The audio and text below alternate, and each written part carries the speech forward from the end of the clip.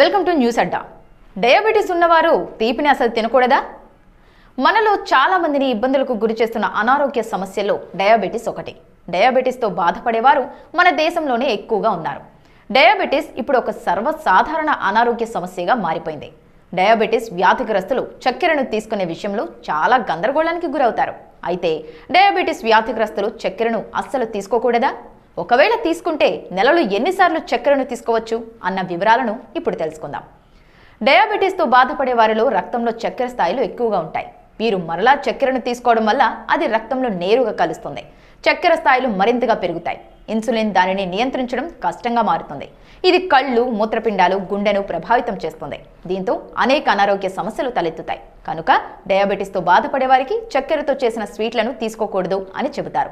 ఒకవేళ డయాబెటీస్ నియంత్రణలో ఉన్నవారు ప్రణాళికతో వైద్యుల పర్యవేక్షణలో నెలకు 2 నుండి 3 సార్లు తీపి తీసుకోవచ్చని ఆరోగ్య నిపుణులు చెబుతున్నారు. డయాబెటీస్ వ్యాధిగ్రస్తులు చక్కెర స్థాయిలు అదుపులో ఉన్నప్పటికీ తీపి తీసుకునే విషయంలో కూడా కొన్ని జాగ్రత్తలు తీసుకోవడం అవసరం. తక్కువ మొత్తంలో మాత్రమే తీపి తీసుకోవాలి. చక్కెర స్థాయిలు నెమ్మదిగా పెరగడానికి ఫైబర్, ప్రోటీన్తో ఉండే తీపి పదార్థాలు తీసుకోవాలి.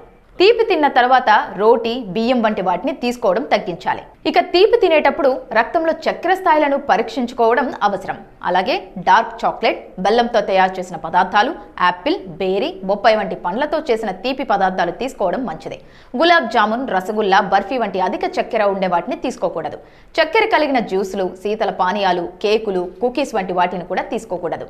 రక్తంలో చక్కెర స్థాయిలు అదుపులో ఉన్నవారు ఇలా తగిన జాగ్రత్తలు తీసుకుంటూ తీపిని తీసుకోవచ్చని వైద్యులు చెబుతున్నారు.